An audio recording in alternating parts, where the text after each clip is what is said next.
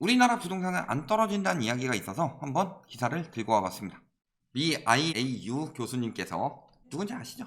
중개업자인데 교수 타이틀 들고서 굉장히 있어 보이는 듯이 항상 붙여놓죠. 그리고 뭐라 그래요? 캐나다의 경우 주택가격이 20%까지 하락할 수 있다고 전망했고 영국도 마찬가지다. 이런 이야기를 하는데 우리나라는 대출 규제와 다르게 금리 인상이 주택가격을 급격히 끌어내릴 가능성은 크지 않다. 이런 이야기를 하죠. 그러면서 뭐라 그래요? 주요 국가들은 LTV가 80% 수준에서 모기지를 일으켜 주택을 구입하는데 우리나라의 경우는 대부분의 주담대가 40% 미만에서 유지되고 있고 DSR 규제가 본격적으로 적용되면서 대출을 받긴 더 어려워졌다. DSR 때문에 집값이 안 떨어진다. 뭐 이딴 이야기 하고 있는 거죠. 그래서 하나하나 봅시다. 일단은 여기가 뭐 하는 데냐? 인터내셔널 아메리칸 유니버시티. 자, 대학교처럼 보여요. 그냥 한인타운에 건물 하나, 그것도 일부. 교수진 명단도 없고 이런 데가 엄청난 데서 내가 교수를 하고 있고 이거를 타이틀로 내걸어가지고 있어 보이게 할 만한 데냐? 미국 붙어있고 국제 미국 대학교 이름은 좀 있어 보이니까 진짜 권위 있는 대학교에서 교수하고 있는 것처럼 보이지만 실제로 그런 거 없죠. 보면 뭐예요? 뭐 하는 데예요? 저희 가서 교육받아요? 홍보하는 기사 올린 것도 있어요. 과거에 보면 저분께서 그러면서 학위 따고 있고 뭐 교수수 뭐 이런 식으로 나오고 있는데 듣도 보도 못한 거죠. 엄밀하게 말하면. 그러면서 물론 여기 이 당시엔 2007년이기 때문에 이 대학이 나오진 않았어요. 왜냐면 이 기사 어떻게 찾았냐면은 여기가 인터내셔널 아메리칸 유니버시티죠. 여기서 요거를 검색을 했는데 아메리칸 인터내셔널 유니버시티 굉장히 이름이 흡사한 어딘가가 요 기사에 나와 있기 때문에 본 건데 강의실에서 진행하는 수업을 제공하지 않고 비인가 대학이죠. 인터넷을 통해 통신교육을 내세운다. 그래서 인가를 받았느냐 이런 것들 확실하게 된 데 맞아요? 그냥 학위 공장 아니냐. 비인가고 돈만 주면 무엇이든 이루어지는 꿈의 학위 공장. 엄청나게 저명한 대학 교수님인 것처럼 말하지만 솔직히 따져보면 차라리 심형, 권형 이런 분들이 제대로 된 대학 교수인 거죠. 항상 저거 붙여놔요. 뭔가 되는 것처럼. 저런 거 하나 붙여놓으면 신뢰감 주죠. 그냥 말 뒤에다가 유명한 사람, 유명한 대학 이런 것들 붙여놓으면은 굉장히 사람들은 그런 거에 자세히 알아볼 생각하지 않고 믿는다. 그리고 DSR 이야기를 했죠.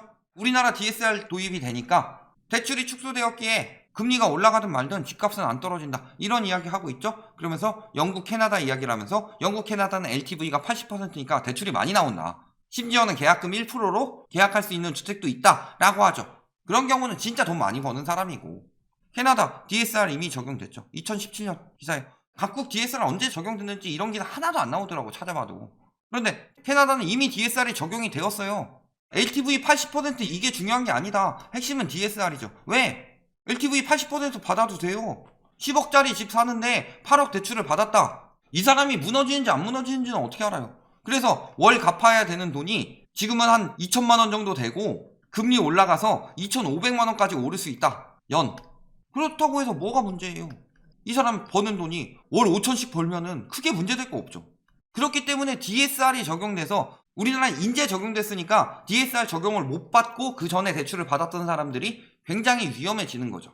그러니까 DSR이 적용된 나라들이 상대적으로 위험성이 덜하죠. 왜? DSR이 뭔데? 소득 대비 원리금 상환 비중이죠. 그래서 DSR의 40%라는 뜻은 당신이 연봉 1억을 번다.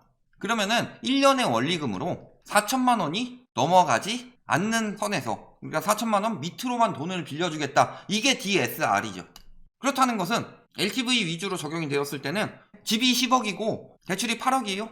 그래서 월 한 200씩 내야 된다. 그런데 LTV만 적용되는 경우는 월 100만 원 버는 사람도 살 수 있다. 왜? 집값의 80%면 되니까. 그런데 DSR이 적용되는 사람들 같은 경우는 월 500을 벌어야지 살 수 있는 거죠. DSR 40%가 걸리기 때문에. 그러니까 DSR이 집값 붕괴를 막을 수 있는 정책이죠. 엄밀하게 말하면. 대신에 이제 집값 거품도 막을 수 있는 정책이죠. 그래서 제가 말하는 붕괴는 필요 이상의 붕괴를 말하는 거예요. 거품이 낀 상황에서는 정상까지 내려가고 그러면 적정선에서 맞춰지게 된다. 집은 소득으로 사야죠. 왜? 갚을 수 없는 돈을 빌려가지고 집값만 띄우는 거 그게 서브프라임 모기지 사태잖아요. 그러니까 DSR이 적용될 경우는 집값이 떨어지기 쉽지 않죠. 왜? 갚을 수 있는 여력이 되는 사람들이 빌렸으니까. 그런데 캐나다 같은 경우는 이미 적용됐고 영국 같은 경우도 뭐라 그래요? 이 당시에 포괄적인 DSR로 변경하는 방안을 추진 중이다. 우리나라 언제 적용됐어요? 2021년 7월에 그리고 22년 1월에 22년 7월에 3단계가 적용되죠. 1, 2, 3단계가. DSR이 굉장히 우리나라 늦게 시작했어요. 그러니까 과거에 LTV로 돈 빌려주다 망한 게 뭐예요? 서브프라임 모기지. 왜? LTV로 돈 빌려줬을 때 집값이 계속 올라가면 문제가 없죠. 근데 집값이 떨어지게 되면 어떻게 돼요? 은행이 작살나죠. 그래서 LTV로 돈 빌려줬다 무너진 은행이 리먼 브라더스 은행이죠. 그래서 파산했잖아요. 그래서 이거를 대비하기 위해서 나온 협약이 뭐예요? 바젤3죠. 바젤3에 포함되어 있는 게 뭐예요? 미래 손실 대비다. 그래서 미래 손실 대비를 위한 여러 가지 장치들이 숨어 있죠. 그래서 은행에서는 미래 손실 대비해서 이런 것들 맞춰라. 예를 들어 뭐 유동성 커버리지 비율이라든가 예대율이라든가 가치를 평가할 때 현재가 아니라 미래를 대비해서 가치를 평가하기 때문에 현재 가치를 더 낮게 평가하는 경우 이런 것들이 나타나고 있죠. 그리고 그 중에 하나가 뭐예요? DSR. 왜? 10억짜리 집을 사는데 8억을 돈을 빌렸어요. 그런데 예를 들어서 월 200만원 나간다고 했을 때 월 100만원 나가는 사람들 돈 빌린다. 그러면 얘가 10억에서 9억 9천으로만 떨어져도 집 경매로 내놔요. 갚으라고 하면. 왜? 어차피 갚을 돈 없으니까. 그런데 10억 대출 받아서 8억에 샀는데 진짜 500만원 정도 수익이 돼가지고 요 200만원 낼 수 있어요. 거주지 옮기고 지금 뭐 집 사는 이유가 그것 때문이라면서요. 거주의 불안 때문에. 이런 사람들은 아 내가 실수했구나. 그래도 갚을 여력이 되면 갚잖아요. 이런 사람들이 파산하겠어요? 월 500 버는데? 그러니까 이쪽에서는 은행이 손실날 가능성이 적은데 이쪽에서는 9억 9천에 경매 내놨다가 유찰만한 두 번만 돼도 어때요? 6억 4천보다 떨어지죠. 그러면 피 보는 거다. 그러니까 DSR이 적용되는 것이 오히려 금리 인상에 안전한 나라인데 오히려 우리나라보다 DSR이 적용돼서 정착한 나라들마저도 금리 인상으로 위험하다고 하는데 우리나라는 왜 안 위험하다고 하냐. 말도 안 되는 소리죠. 가처분 소득 대비 부채 비율만 봐도 훨씬 높은데 캐나다는 안 나왔죠. 영국보다 훨씬 높잖아요. 뭐 말 같지도 않은 소리를 하고 있어. 거기다가 금리 자체는 우리나라는 이미 높아요. GDP 대비 가계대출 비율도 우리나라가 독보적으로 높죠. 그리고 금리도 높아요. 소득은 따라와줘요. 근데 여기서 금리 좀 올라간다고 해도 무너진다고 하는데 우리나라는 최저금리, 뭐 우대금리, 최대금리 뭐 이런 거 했을 때 뭐 한 3%대라고 하더라도 얘네보다 높죠. 지금 한 3.53인가 3.56인가 그 정도 나오는데 여기는 우리나라보다 거품도 덜 꼈는데 요만큼만 오른다고 해도 빠진다고 그러는데 우리나라는 절대 안 빠진대요. LTV 40% 선으로 관리가 됐다. 그거는 규제가 40%인 거고 주택담보대출 44%가 다중채무자라고 하죠. 주택담보대출을 받고 그 다음에 신용대출을 또 받았다는 거죠. 5억짜리 집을 살 때 대출 2억을 빌렸다고 칩시다. 그런데 신용대출을 받았으면은 2억보다 더 받겠죠. 만약에 이거를 한 1억만 받고 신용대출 1억 받는 사람이 있겠어요? 상식적으로? 첫 번째는 금리가 높죠. 최근에 뭐 역전 현상이 나타났다 어쩌고 저쩌고 하더라도 신용대출이 주담대보다는 금리가 높죠. 일반적으로. 그리고 또 한 가지 뭐예요? 기한이 짧죠. 예를 들어서 주담대 1억을 빌렸을 때는 얘를 30년 동안 갚는다고 해봅시다. 그러면 1년에 갚아야 되는 원금은 얼마예요? 333만 원이죠. 그런데 신용대출 같은 경우는 1억을 빌려도 아무리 한도 길게 하더라도 10년 넘어가기 힘들죠. 10년 하더라도 1년에 갚아야 되는 돈은 1000만 원이에요.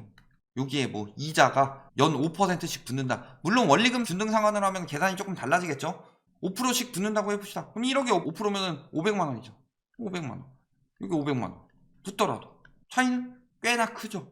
그러니까 신용대출이 훨씬 더 갚을 돈이 많은데 영끌에서 사는 사람들 같은 경우는 일단 주담대는 최대로 받아놓고 시작하죠. 그런데 그런 사람들의 대부분이 다중채무자의 가능성이 굉장히 높다는 거죠.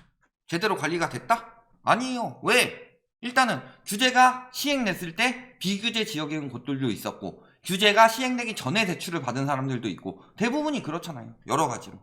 그래서 이런 부분에 대해서 LTV를 넘어서는 정도가 있을 것이다 라고 예상을 하고 있었는데 친절하게도 알려줬죠. 집값이 폭락하면은 나라 망한다 이런 식으로 여론몰이 하려고 친절하게 알려준 기사가 있었더라. 보험회사 등 금융권은 추가 대출을 통해 최대 95%까지도 허용한다. DSR이 적용이 안 되면은 집값의 95%까지 받았다는 얘기예요. LTV 80%인데보다 위험해요, 안 위험해요? 보험사 등 금융권 그쪽으로 가게 되면은 금리 높은 건 둘째치고 회수가 빠르죠. 은행보다 사채가 더 빨리 와가지고 막 당장 돈 내놓으라고 하고 막 이런 것들 영화나 드라마에 뭐 그 정도까지 심하진 않더라도 계속 날라오죠. 집까지 찾아오고. 금융권이 낮으면 낮을수록 더 위험한데 무슨 더 안전하다고 하고 있냐. 오히려 LTV가 관리됐음에도 불구하고 언론에서 맨날 지금 집 안 사면 넌 벼락거지다 라고 치졸하게 조롱하면서 귀가 얇은 사람들이 영끌에서 대출받아서 들어갔고 저기 또 LTV 80% 내준다고 해도 다 못 받죠. 왜? DSR이 44%니까. DSR에 걸리니까 못 받는 거잖아요. 그러면 어떻게 따지면은 영끌 비중이 우리나라가 훨씬 더 높을 가능성이 있다는 건데, 왜냐면 우리나라는 DSR 적용 안 되고 자산 가치만 높여놓으면 그거에 대해서 대출이 엄청나게 많이 나오죠. 그러니까 자산이 대출을 늘려주고, 대출이 늘어나니까 다시 부동산 시장으로 돈이 흘러 들어가고, 부동산 시장에 돈이 흘러 들어오니까 다시 자산 가격을 높이고, 이런 뻥치기가 생겨난 거죠. DSR이 적용되는 나라보다 훨씬 더 위험하고 훨씬 더 금리 인상에 취약하다는 거죠. 말 같지도 않은 소리를 하고 있어. 가계비 GDP 대비 최대. 한국은 104.2%, 영국 89.4%, 캐나다 어디 있어요? 보이지도 않죠. 보이지도 않는다고 너무 낮다 이런 거 아니에요. 근데 우리나라에 대비해보면 상대도 안 된다는 거죠. 그리고 증가도 훨씬 많이 해요. 예전에 규제 정책 때문에 집값 오른다고 하더니 규제 풀려고 별 말 같지도 않은 논리를 내세우고 있다. 미국 교수님이시죠. 그래도 대학교 같지도 않은 거 해가지고 스펙만 달아가지고 그런 타이틀 하나 박아놓으면 사람들의 신뢰도가 높아지니까 교수님 명도 나오지도 않더만. 결론 뭐예요? LTV가 낮아서 금리 올라도 안 떨어진다? 외국과 달리? 절대 아니죠. LTV보다 핵심은 뭐예요? DSR이 적용되면, DSR이 훨씬 더 안전한데 DSR이 적용된 나라마저도 금리 인상으로 집값 떨어진다고 하고 있는데, 적용된 지 이제 1년도 안 된 우리나라에서 안전하다고 할 수 있을까요? 그 다음에 금리 자체도 우리나라가 더 높죠. 그런데 부채 자체도 우리나라가 더 높죠. 근데 왜 우리나라는 붕괴가 없다고 그래요? 당연히 부채 많고 금리 높은 나라일수록 더 위험한 거죠. 그리고 부동산 거품도 우리나라가 훨씬 더 많이 껴있다. 그런데도 영국, 캐나다는 떨어져도 우리나라는 안 떨어질까요? 보여줘야 하는 데이터는 빼고 말로만 이렇게 해가지고 계속 오른다고 유도하는 거를 세 글자로 거짓말이라고 하고 두 글자로 사기라고 합니다. 물론 저분이 사기꾼이라고 이야기하는 거 아니에요? 저분 나름대로 분석을 하셨겠죠. 그런데 이렇게까지 분석을 했는데도 똑같은 이야기를 한다라고 하면은 의도가 있다고 생각이 들 수밖에 없더라. 저거랑 전혀 관련 없다.